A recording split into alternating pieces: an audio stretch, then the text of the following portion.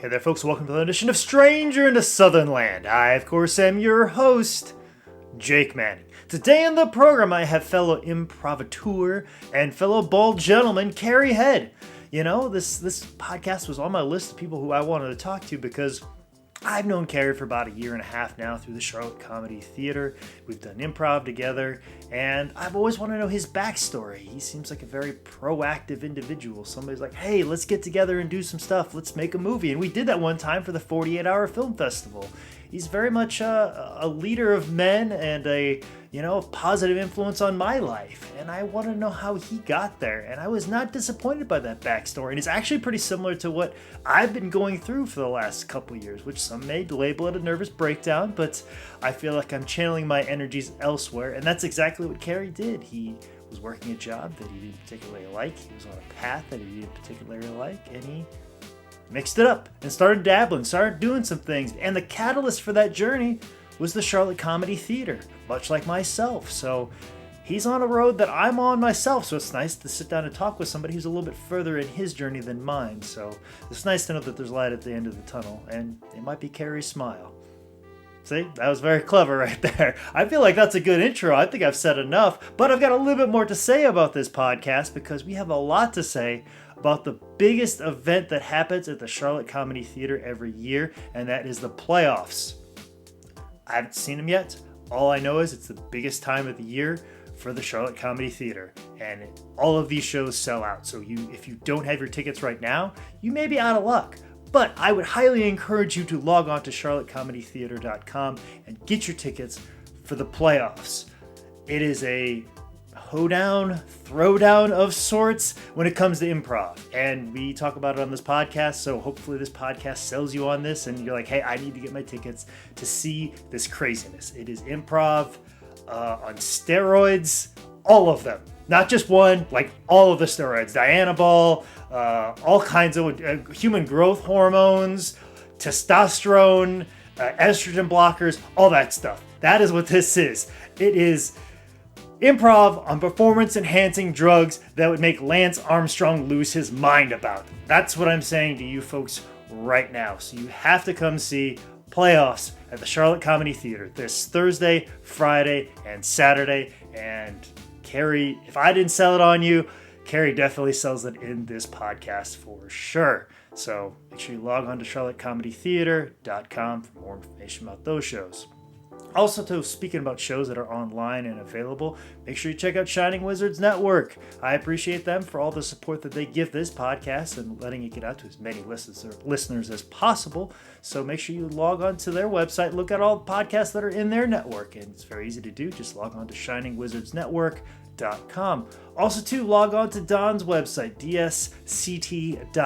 He also has another one of my podcasts on there, which is How Did This Get Booked with Zane Riley, where we watch subpar professional wrestling. And maybe somewhere down the line we'll have Carey back on that podcast. I will put him on as many podcasts as I possibly can because this one was very fantastic. And I'd like to get into it real quick, but I've only got a couple of dates, most notably because this Sunday, July 24th, I will be wrestling John Schuyler, and I will be taking him on in a career versus title match. If I lose this, then, well, these intros are going to get much shorter because I will have no more wrestling dates to plug. I am putting up my career, not just my PWX career, my entire wrestling career. So anybody in the sound of this voice, if you want to see perhaps my best match or my last match, July 24th, this Sunday, will definitely be the time to do it. And make sure you log on to PWX Pro for more information about that show. But I will still be doing comedy. That will not change. I did not put that as a stipulation on the match, and I will be doing comedy August 19th and 20th, which is a Friday and a Saturday, and I will be doing that at Bonkers here in Charlotte. For more information about those shows, make sure you log on to bonkerscomedyproductions.com.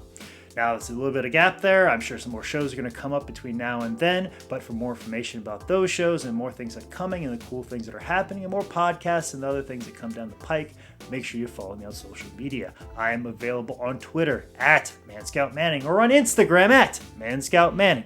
If you have a question about this podcast or if you want to become a sponsor of this podcast, make sure you email me at jake@sslshow.com, or if you want to book me for an upcoming wrestling event, if I'm still allowed to take bookings for an upcoming wrestling event after this Sunday, make sure you email me at manscoutmanning@yahoo.com. I might have to retire that email after Sunday, so or if you just want to like talk about wrestling, that's a good one. So why not? Or if you want to get in touch with me in general, that's a good one to use. But anyways, if you want to get to know Carey Head, this is the podcast to listen to. And if you want to know more about playoffs for the Charlotte Comedy Theater, this is the one. So without further ado, let's jump into this wonderful conversation with Carey Head here on Stranger in a Southern Land.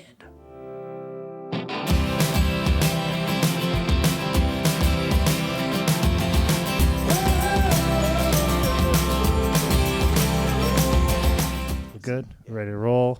All right, so I appreciate you coming to my home. Glad to be here. I love how every one of your messages you were like hashtag homeschooling summer, like yeah, just like a teenager, like, oh, I'll just keep putting this in there, like get this hashtag over, Well, it when you do homeschooling, it just informs everything there is about your life.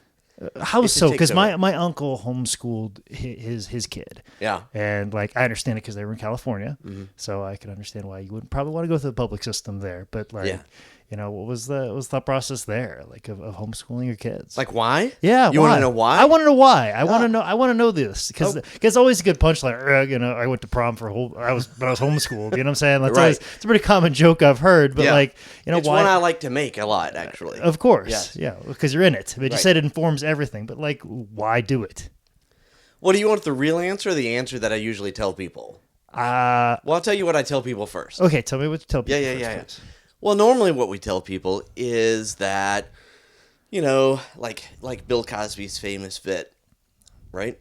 Mm-hmm. My wife and I are intellectuals. Mm-hmm. And so everything we do, we think about, how does this work and what's going to go in? We have very specific ideas about education and how it ought to work. And most of that is at odds with the way the public school system and even most of the private school systems feel like education should work. Moving towards this test and that test and quantifying and all that sort of thing. So that's the reason we wanted to do it. Because we had very different considerations on how we wanted our kids to get educated. Yeah. Now, the real answer behind all that is we don't like doing anything conventionally.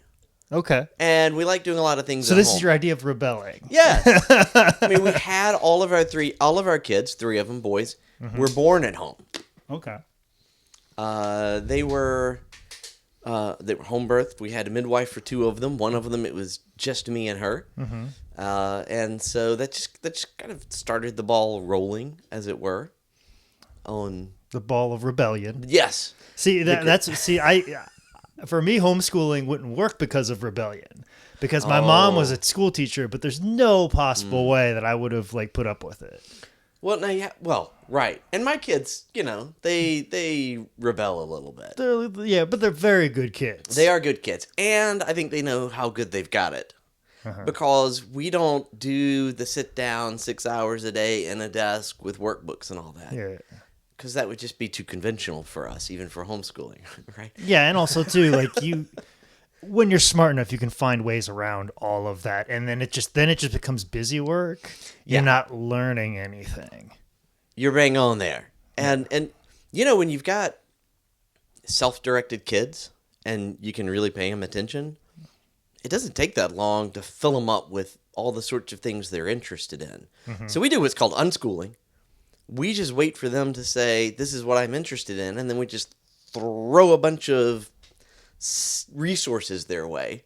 Yeah, which is awesome because I'm glad we started here because this is a big thing of the podcast that I always tell people all the time is that you need to find something you're interested in and then just delve right into it. I don't think there's enough of that going on, just in general, especially in youths, you know what I'm saying? Like young kids, hey, what are you interested in? The one thing that I have no interest in having kids, but I do have interest in working with kids in the sense that of finding something that they like and then pushing them in the direction of it. Even if it's something I'm not have a strength in it. If I meet a kid and he seems like somebody that's interested in writing comic books, I would love to hook him up with somebody that can teach him that. Yeah. You know what I'm saying? And also too, when I run into kids that are very interested in professional wrestling, I do take a considerable amount of time to talk to them about it, because especially we have a lot of kids that are training school. We have kids that start at like 13 or 12 or stuff like that. And some of them are very well educated. I want to take time for them to like, this is what it's about. This is like, and that's the thing is you find what they're interested in and you push them towards it. Right. I agree. Yeah. And in addition to that, which is very much a part of what we try and do, there's something to be said for dabbling. Yeah. Oh, absolutely. Right. Just giving kids a chance to say, I want to try this. That's exactly what I'm doing right now with everything. Exactly. Just a little bit of this. I'm with you. I've got the same thing, right? I've got the podcast. We're doing film. I do the improv. I'm trying to write short stories and working on a comic book. And so, yeah, dabbling is great. Yeah. It's really misunderstood and underappreciated, I think. We tell people, you got to figure out what's your one thing. What do you want to be when you grow up? I don't know. Why can't we just be people who try different things? Yeah, exactly. Yeah. I think that's the thing that I come to terms with as I look upon like my wrestling career, and then I think back to my prior career of being an Olympic shot putter, and how both of those didn't quite land exactly where I wanted to, but now that much like your shots. Yes, exactly. Right. Didn't as far away. Exactly. I didn't put it as far as I wanted to, which is funny that it's a put instead of a throw. Right. But yeah, and now that I embark now in trying to do comedy, right. It's a situation of like, oh man, I don't know if this is going to work out because the last two things I failed at. Right. But then it's a situation of I think about myself like, well, obviously I was successful enough to have a Division I scholarship as a shot putter, and obviously I was successful enough in professional wrestling to do something, and some people who know me and some people that have done a few things have respect to my abilities. Yes. That's at least nice.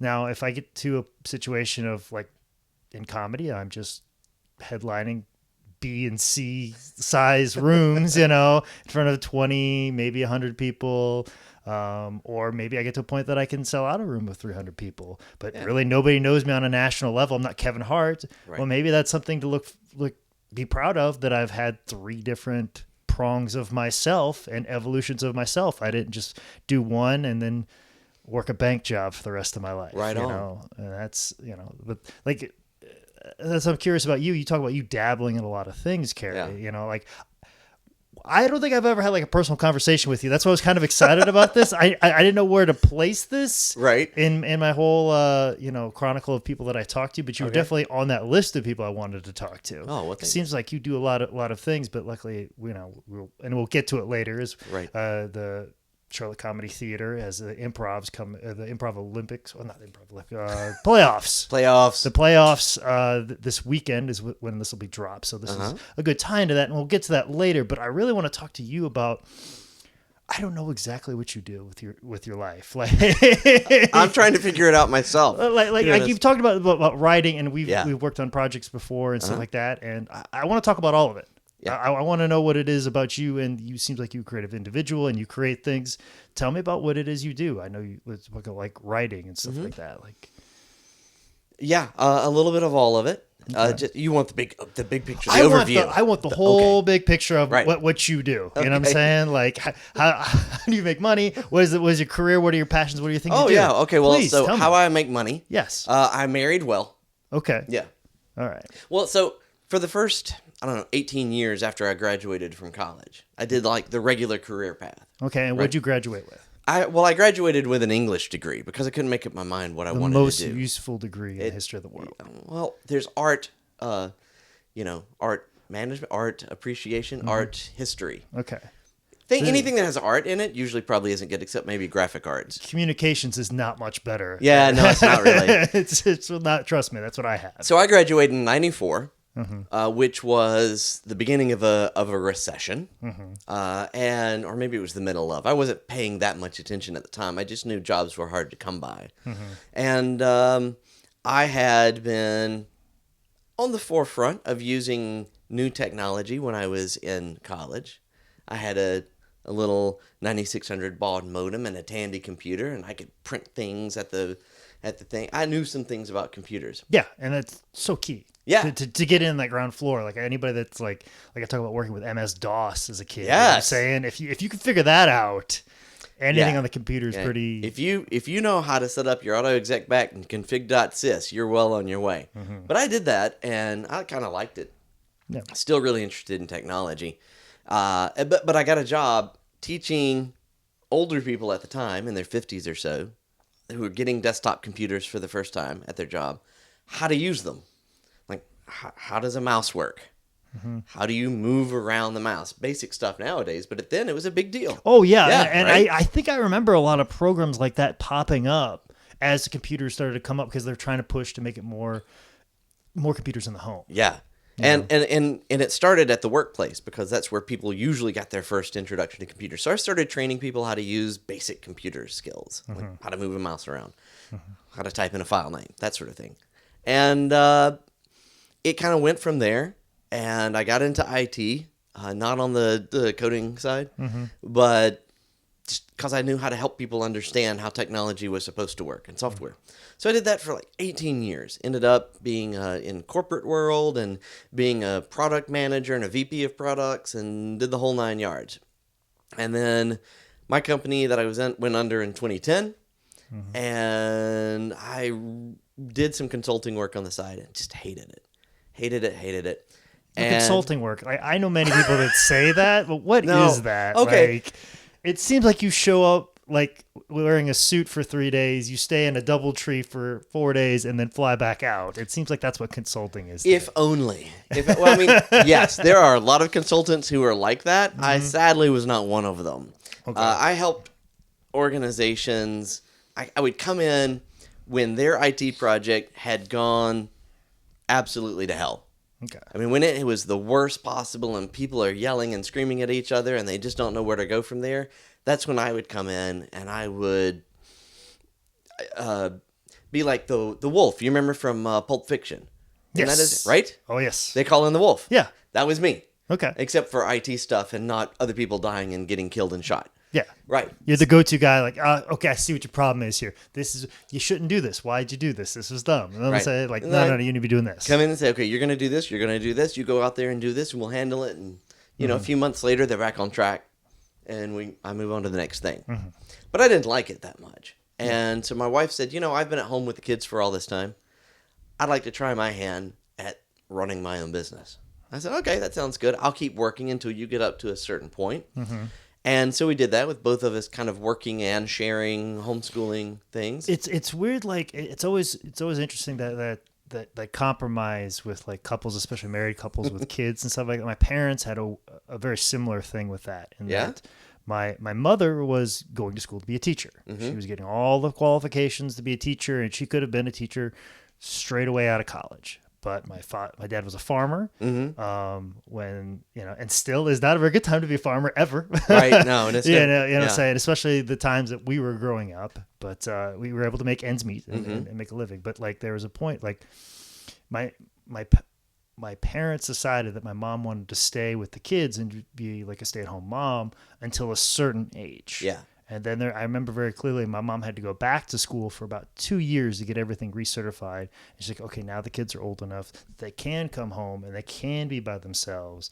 Then I will go back to work. But it's like that sense of compromise of stuff right now of like, you do this and this. I always find that very interesting. And those seems to be the couples that last a long time is they find that compromise.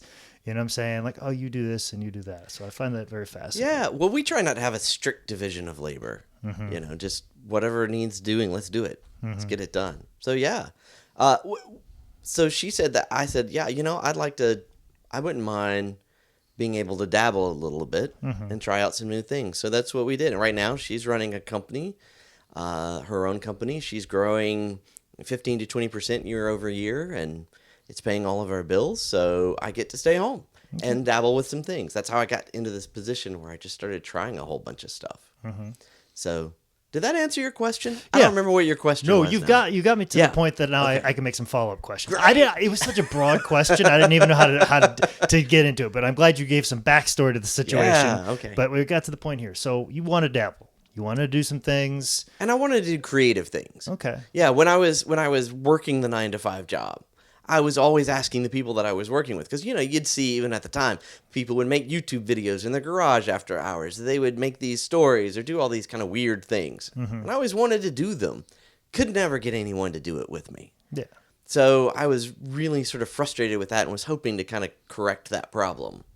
doing some weird, unusual, creative things. Okay, well, what was step one? Like, what's the first creative thing that you started with? The first creative thing I did was I turned 40 in 2012, and I was miserable. And I was at hanging out at my parents' house for my 40th birthday. I said, I don't want to party because I'm not really happy with everything. Mm-hmm.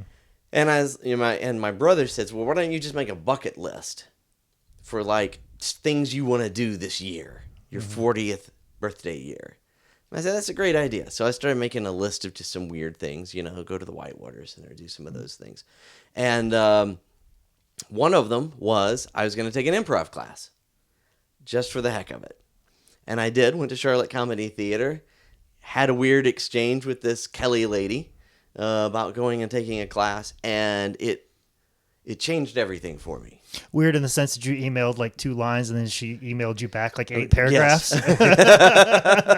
That seems to be exactly. Seems to be if anything's ever odd about your first indoctrination into CCT, it's usually that. Yes, it's that.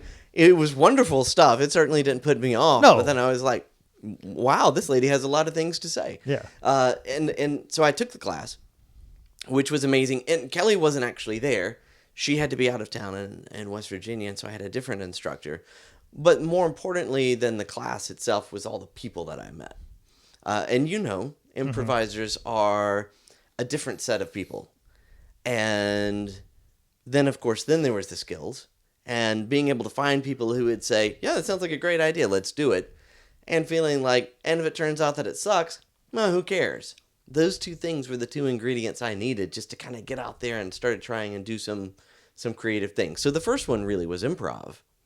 That was the catalyst. That was the catalyst. Okay. It was the jet fuel that started everything. It's funny that you say that because that's what it was for me as well. Yeah?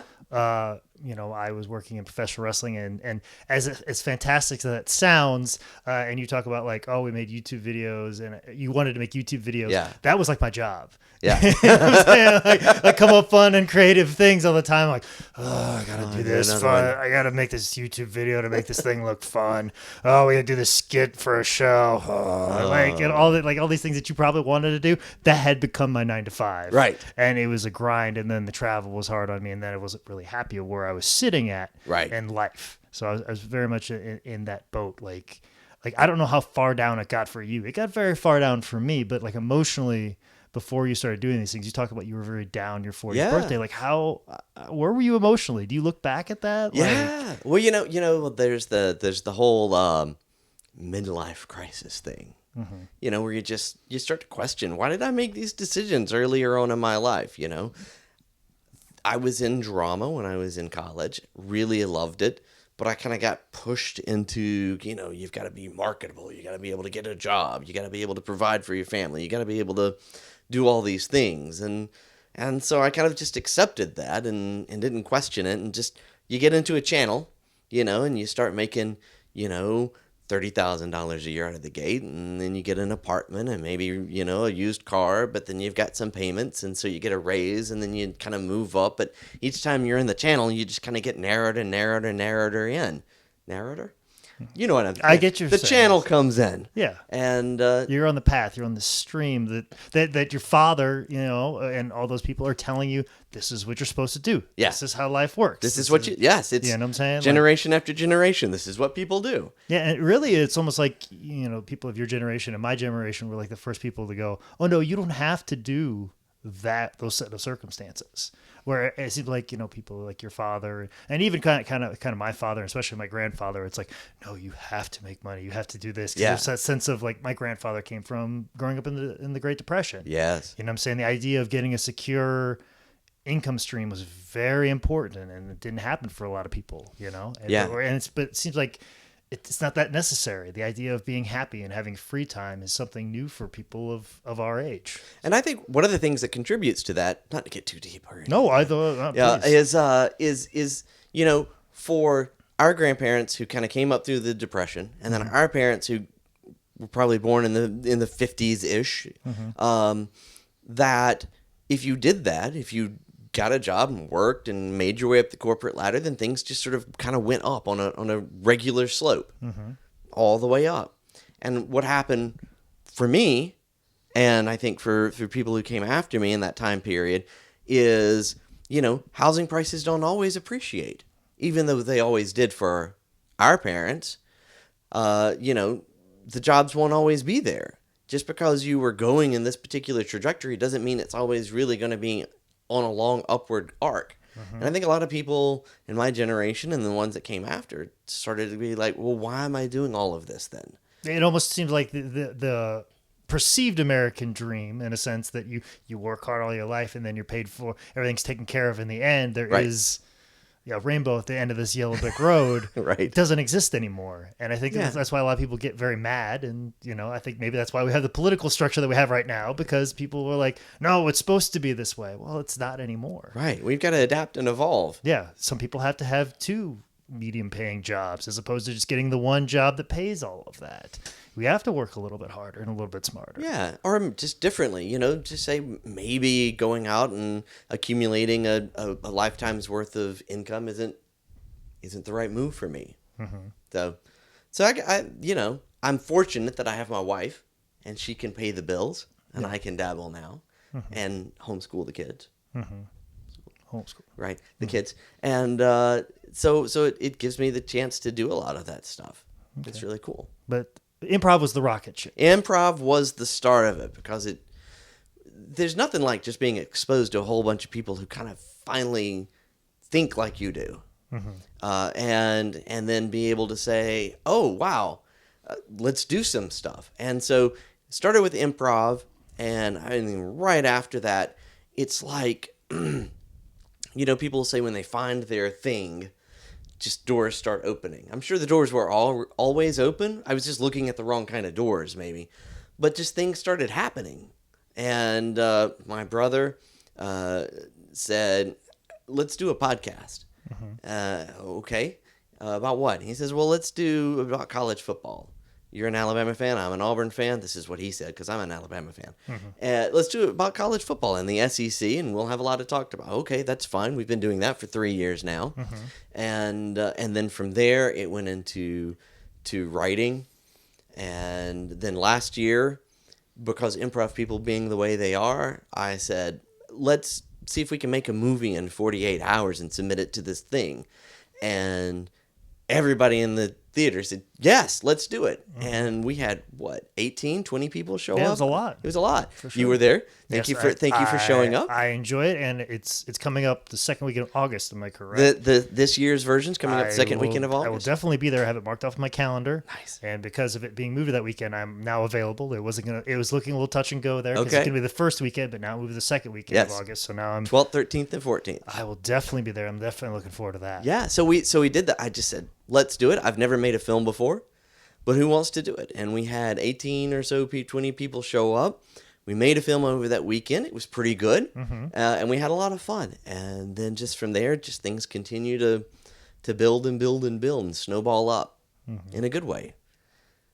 Yeah, and you're working on other projects right now. Yes, we've got other film projects in the works. We made a horror short after we did the one for the 48 hour last year. We are in post-production on an informational video about pancreatic cancer. Right now, I was asked to direct a web series called Dick Kelley, which should be coming out hopefully in the next couple of months. Okay, talk about that. Let's talk about that. Just like a web series, like just making a little short, over a weekend in 48 hours is one thing. Making another little short, a little horror short is one thing. But like doing a web series and stuff like that, what's the thought process on that? Well, I was going to the Carolina film community has a screenwriting workshop once a month that I would go to and give feedback to people, sometimes take a script, get feedback from them. And a lady there by the name of Courtney Stribling had a script for a web series that she wanted to do, 10 episodes of about 4 to 6 minutes each. And I read it, and it was phenomenal. And I said, I'd love to help you with this in any way I can. And she called me a little later and said, would you be willing to direct it? And I said, fine. And made a ton of mistakes. Okay. Just because, like you said, a short beginning, end, and it's all encapsulated. And usually we're done in a couple of days worth of shooting. And sometimes when you're in that short time period, Yes. your suggestions or your ideas are very limited. So you have very few choices. So it's very easy to choose from. But when you have Yes. the time to work on stuff. And also, when we're in that short window, we try and keep things very simple. Yeah. Very simple and straightforward. And with this, we're trying to do 10 episodes and spell it out. And The we options wanted to do some are things. very large. Yeah. That's the issue. And you have to be the person that decides at the end of the day. The other thing that's different about it is when we did the other shorts, I was the producer and the director and ultimately the guy who made the final decision. So in the end, even though we had lots of great talented people on the team, right? And everybody was involved, if there was a question, I would just say, well, okay, let's do it this way and not that way. And then we would move on to the next one.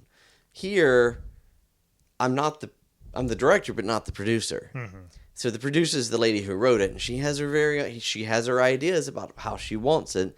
And then we've got the cinematographer and an editor, and now there's a lot more.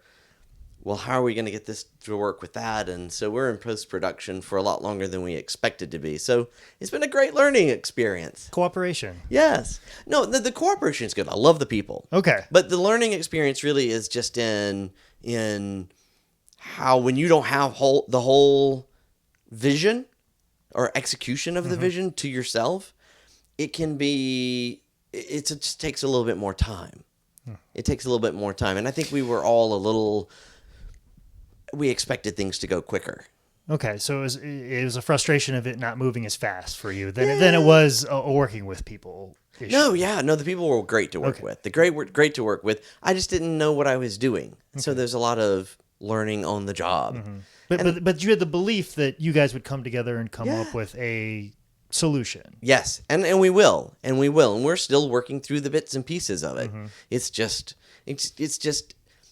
we're excited about it. The actors who are in it are excited about it, and we just want to get it out there so everybody else can see it and be excited about it too. And so it's impatience really more than the frustration of it all. Okay, it's not a situation of like I see it this way, they don't see it this way.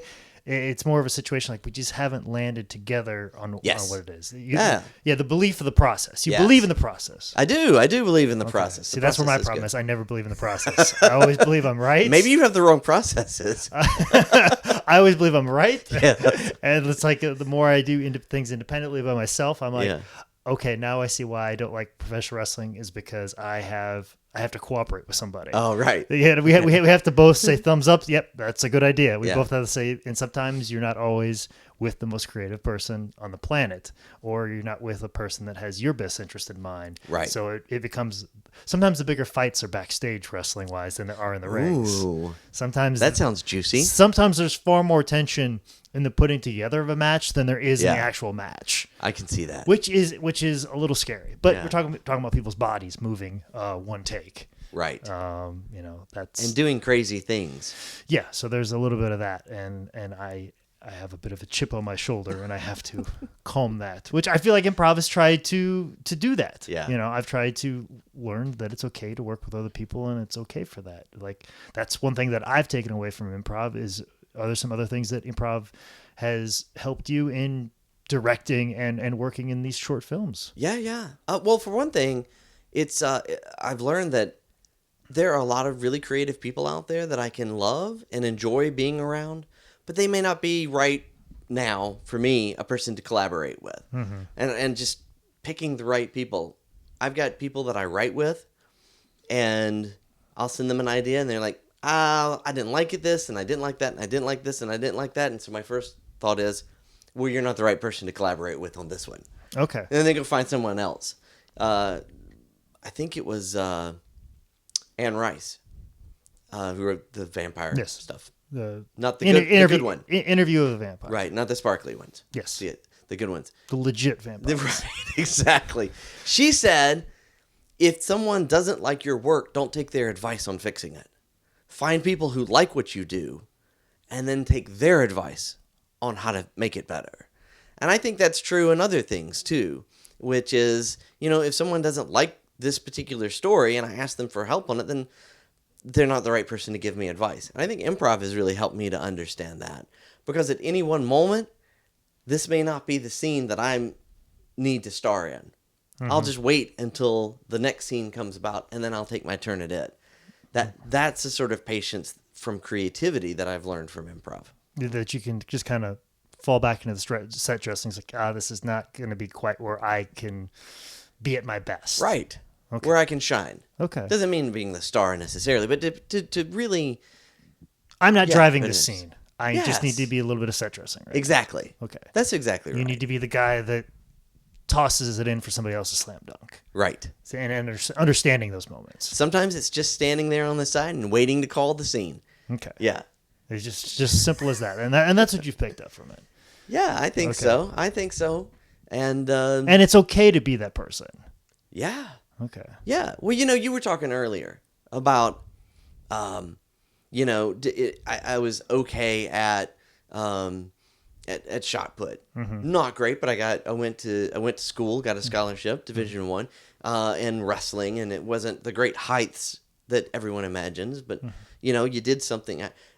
And to me, one of the things that I've really learned in the past year and a half is, we talk about art. When we talk about art, you go around the city and you see sculptures and different pieces of art, and they're nice and they're wonderful to look at, or they make you think around. But the people who made them, you probably have never heard of. They're local artists for the most part.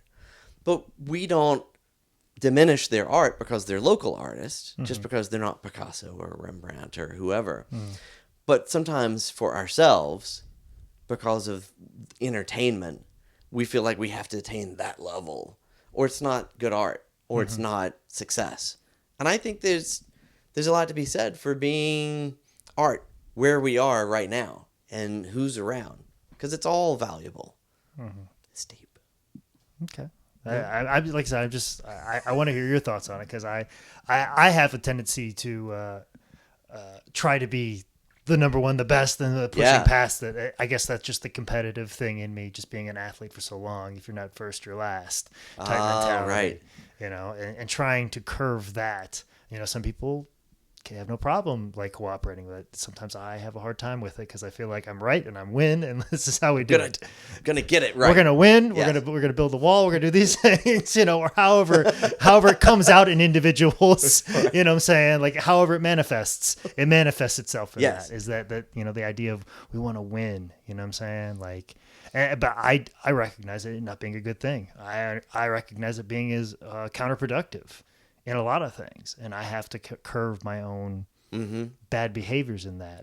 And like I said, I really noticed that because of improv. Yeah. Were there any bad behaviors in yourself that you're like, I didn't know this existed in me? Because I feel like sometimes there's blind spots to people, and sometimes you have a partner point that out, but your partner is also doing improv with you as well. Yes, so now she knows all your blind spots. Have you been called out to yourself or been made note of yourself even through improv of these are some blind spots of me when I collaborate and work with people? Yes. And I think, wow. Okay. So I guess my blind spots really were like you. I thought I knew how things work best.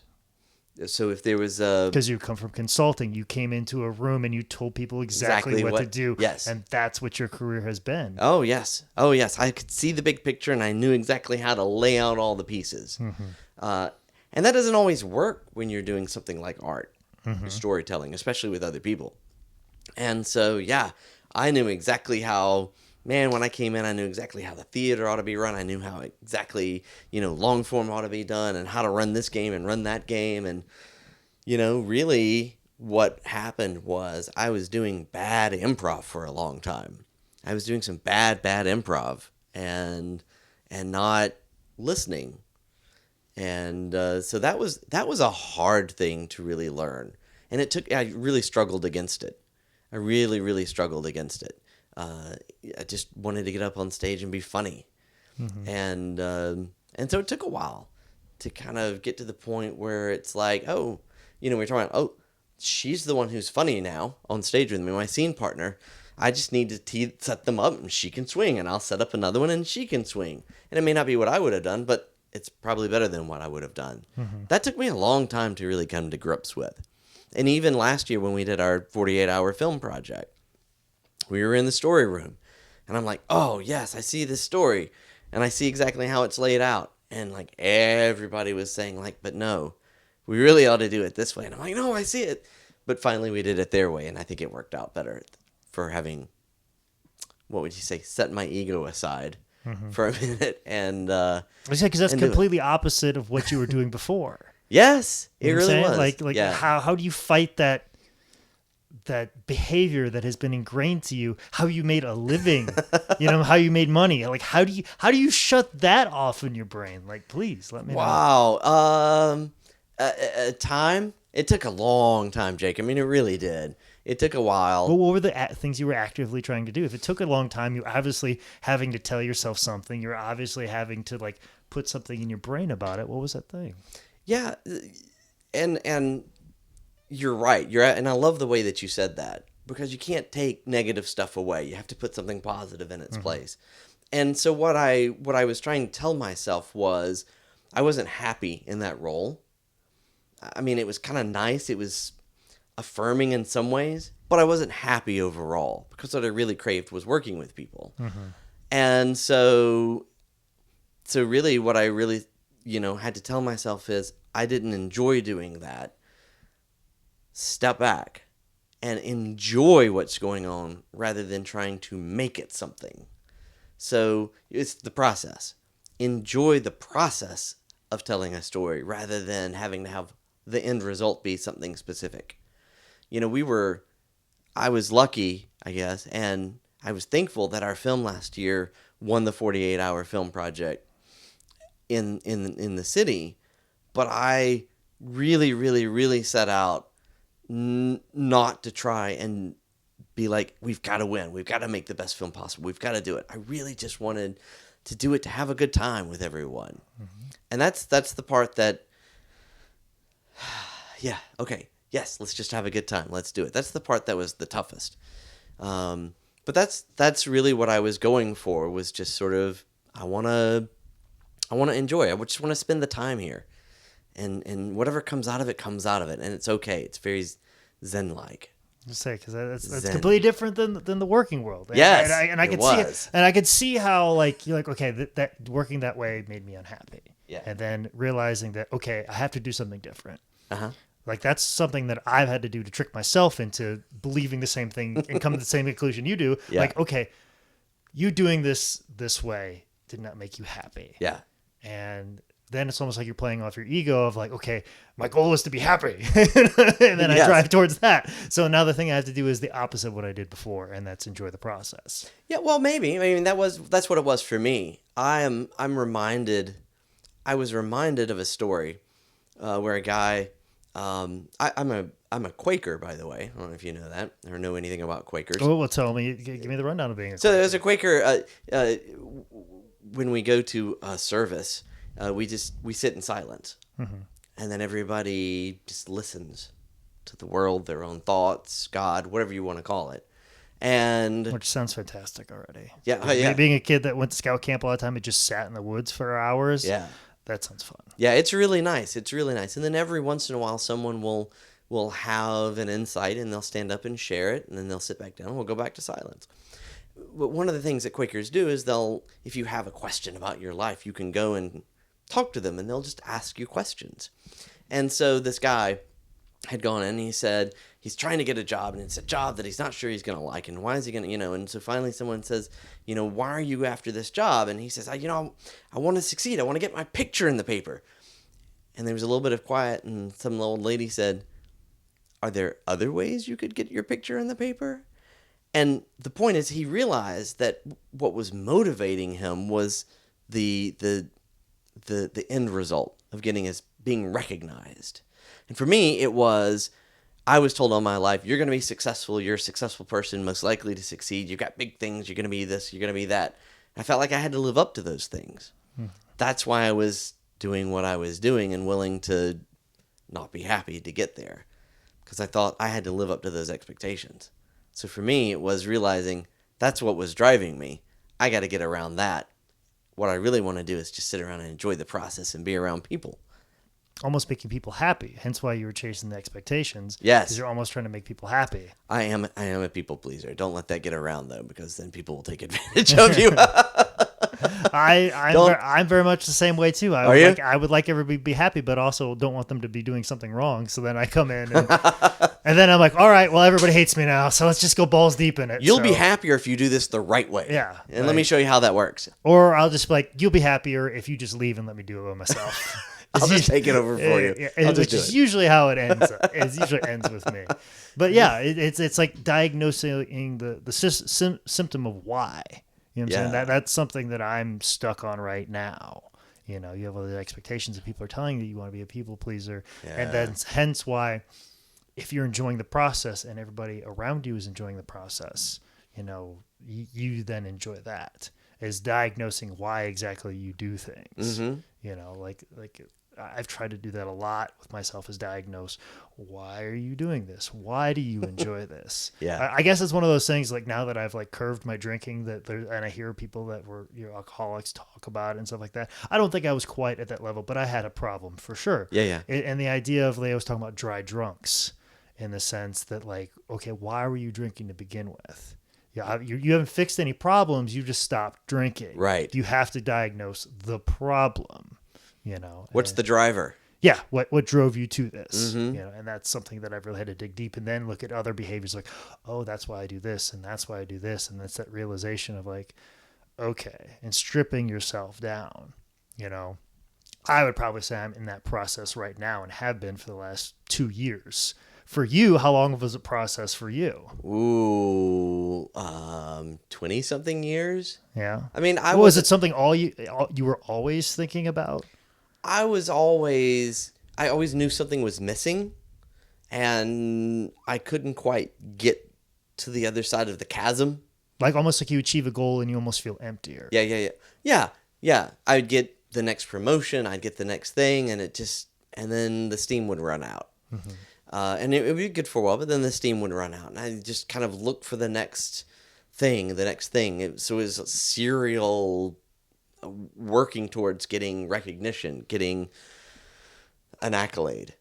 But from the point where I really, really said, I've got to make a substantial change, was to when I was really said, oh, I really understand a lot of things about myself, is probably another 5 to 10 years in the future. I mean, it's an ongoing process, right? But it was, I started it about 6 years ago. Mm-hmm. 6 years ago, and then it was another 3 years before I really hit on it, at least moving in the right direction. Mm-hmm. So it can take a while. Okay. Yeah, that's nice to know. Yeah, but like the idea of like, you still want like, oh, when we do this 48-hour film project, I want to win. You know what I'm saying? Yeah. Have you ever diagnosed why you want to win? Everybody likes to win. Yeah. Yeah, I mean, winning is fun. Mm-hmm. I mean, there's nothing wrong with wanting to win. Everybody likes. My kids love to win. Any game we play, they want to win. We all want to win. And I don't think wanting to win is necessarily problematic in itself. Mm-hmm. But why do? I mean, there's still that part of me that likes to be recognized. Yeah, because that's the thing that when I start thinking about, it's like I have this natural drive to succeed. But mm-hmm. why do I want to succeed so bad? It seems like some people that don't care, they seem to get to where they want to be and they seem to be happy with it. But like, I don't know where this comes from. I know where all these other behaviors come from, but I don't know where this drive to hold something in my hand, to hold something above my head, or, put more money in my pocket. I don't know where that comes from.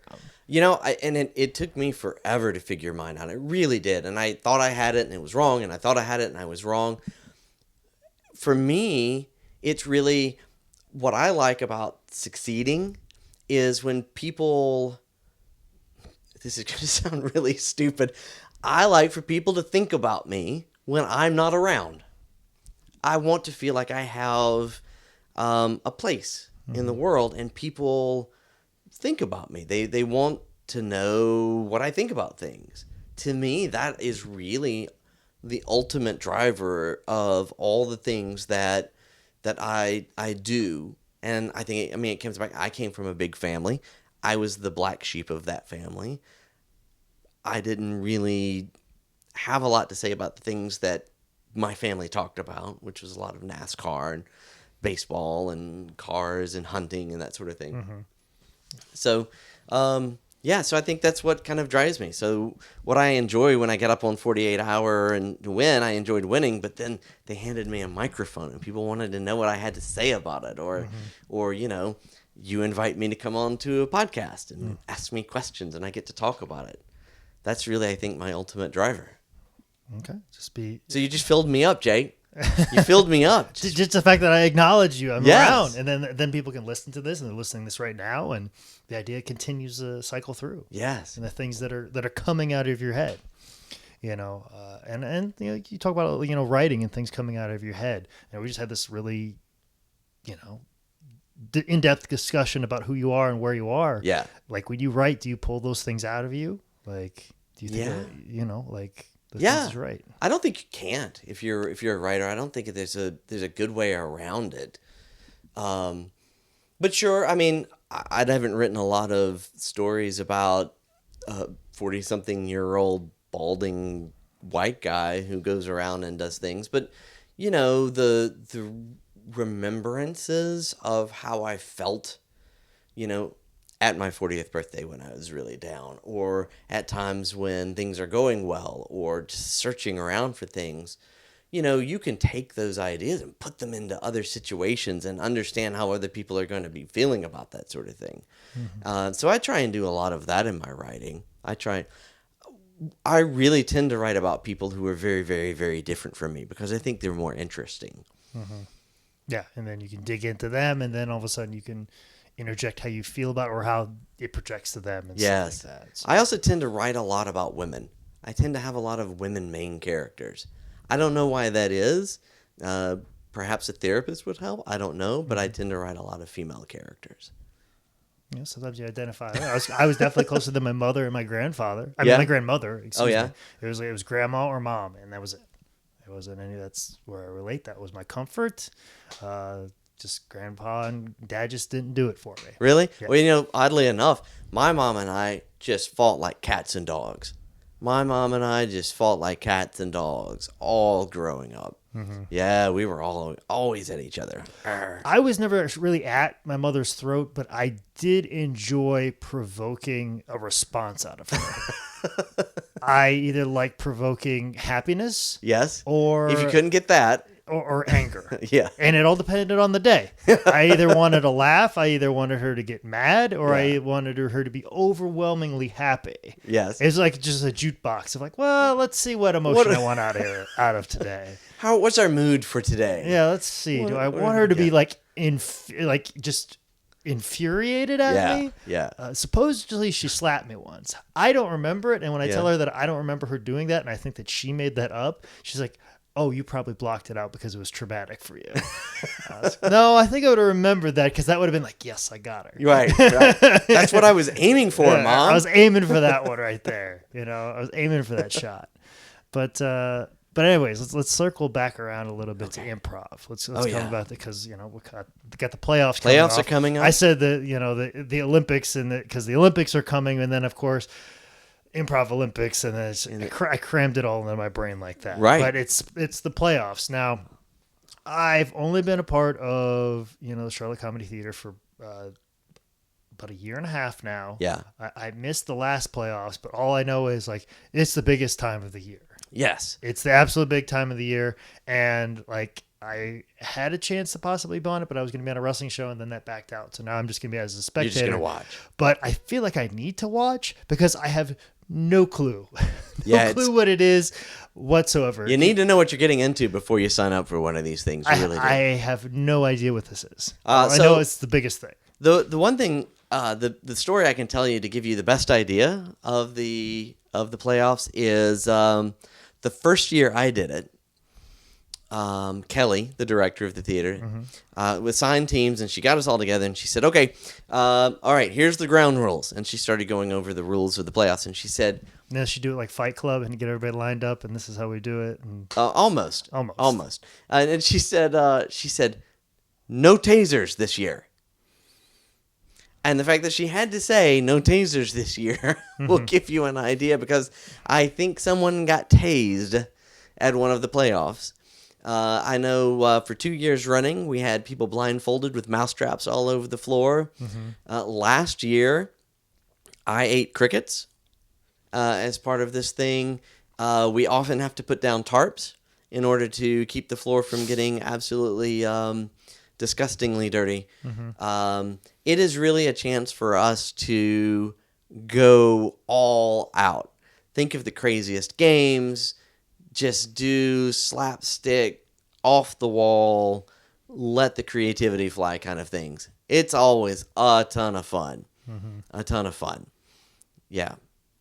So you're going to go? You're going to see it? And then you'll be a part of it next year. Yeah, of course, because I just need to know what it is. I have no idea what it, like. I'd be going into it completely blind, so I'm very thankful that I'm not jumping into it. But if somebody doesn't hurt themselves, at least in a minor way, it's probably not a great playoffs that year.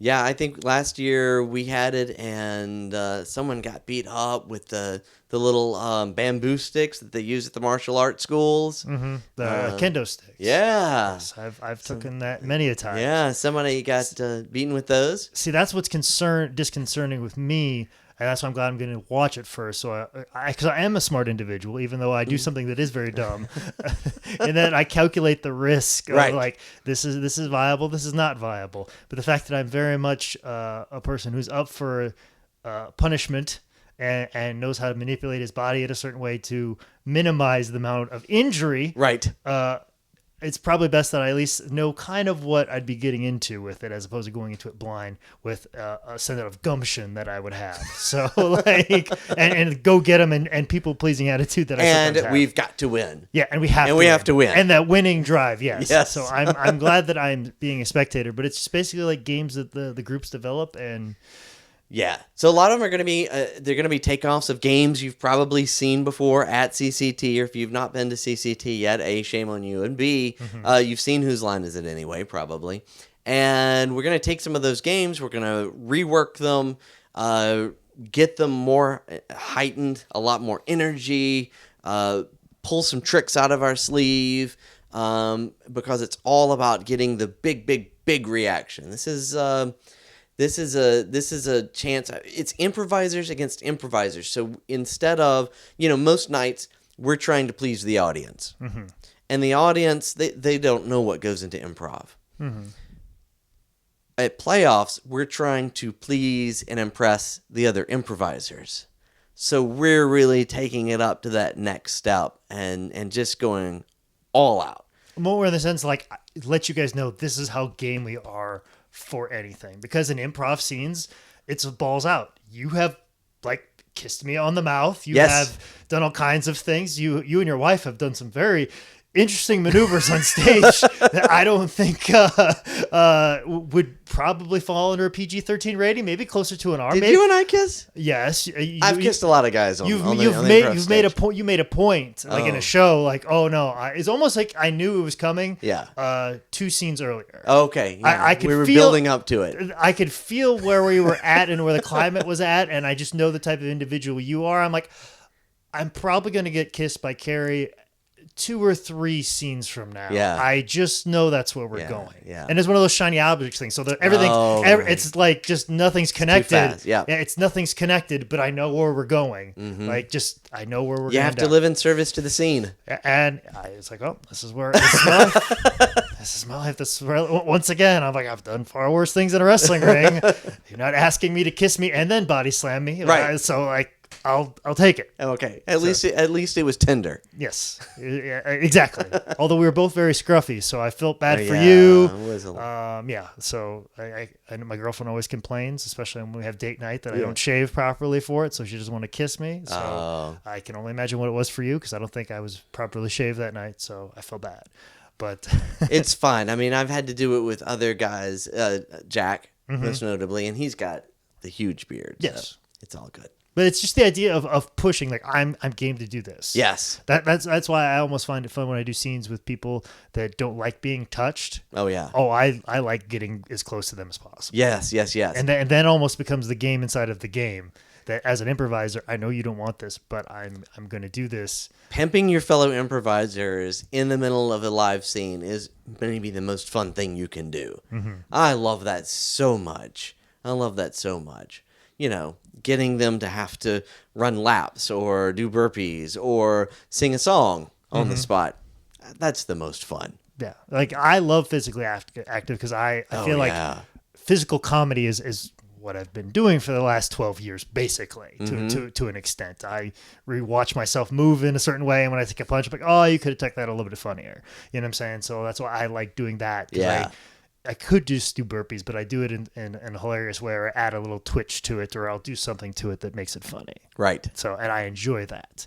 But yeah, it seems to me the playoffs is just like you taking those games and you're pimping yourselves to show everybody, okay, I'm letting you know that I have zero we're not boundaries. holding anything back. Yeah, I have no boundaries as a human being. Right.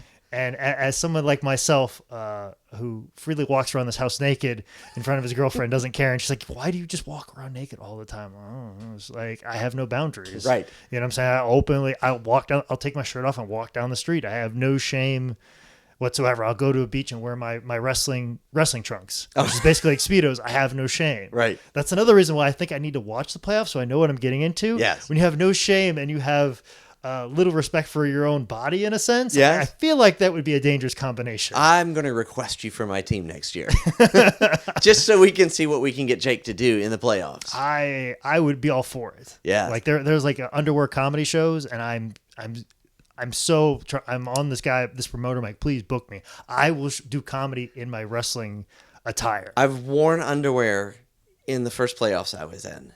I wore underwear. We were the inner leg holsters. Was I like the you name said of just our the team. first one, but not of the subsequent after ones. No, The ones after that is really we optional. decided to take it up a notch the second year. But yes, the game Moving Bodies.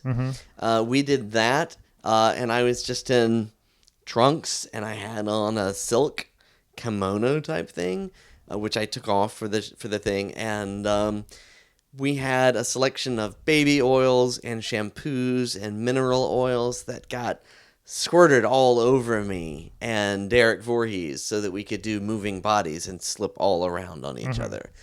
So, yes. And I think that was my idea.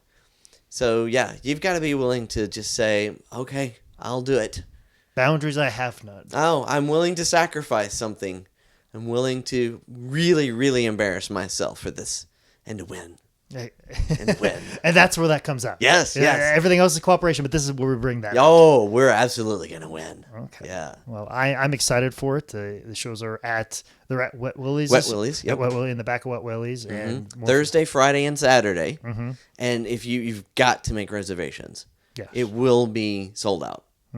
It's sold out like every year. I think that was another reason why there was like one day I could have seen a playoffs last year, but like I was like, they're already sold out, and I'm just going to take a space for somebody they might be able to squeeze in and get money from. Right. So I was like, I'll stay away for this one day, and I'm not going to be seeing both days anyway. So save that for a ticket buyer. That's how I viewed it last year. So, but this year I'm for sure going to be there. Be there. I have to know about it.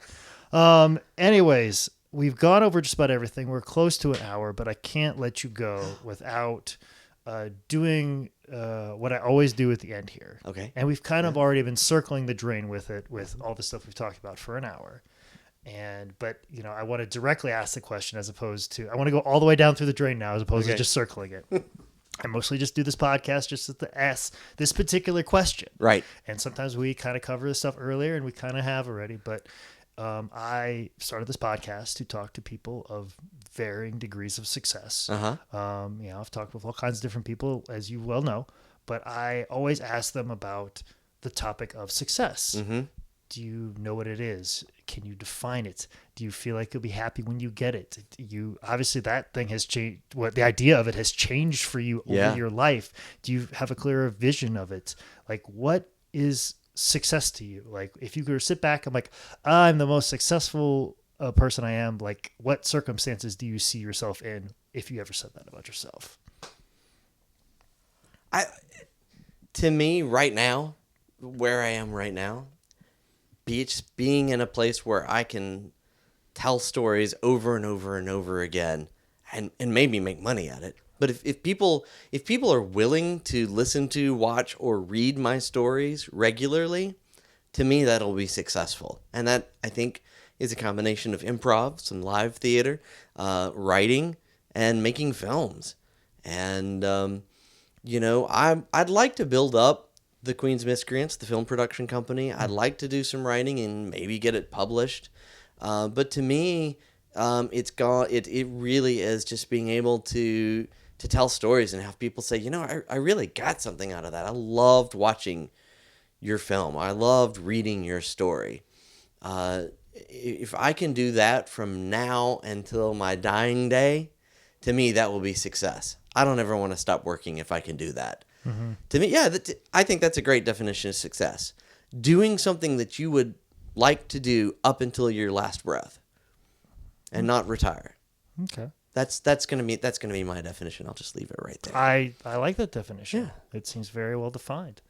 But anyways, you have a live microphone. Is there anything you want to plug? You talk about Queen's Miscreant. You can talk about the improv theater. If you're your own personal social media, your own personal services as director, writer, this is the time to spill that out into the world. So. Okay. Well, you can find out about all the things I'm working on, whether it's my college football podcast or improv or the shows or my writings, the films, at my website, which is bycarey, BYCAREY.com. And it's all there.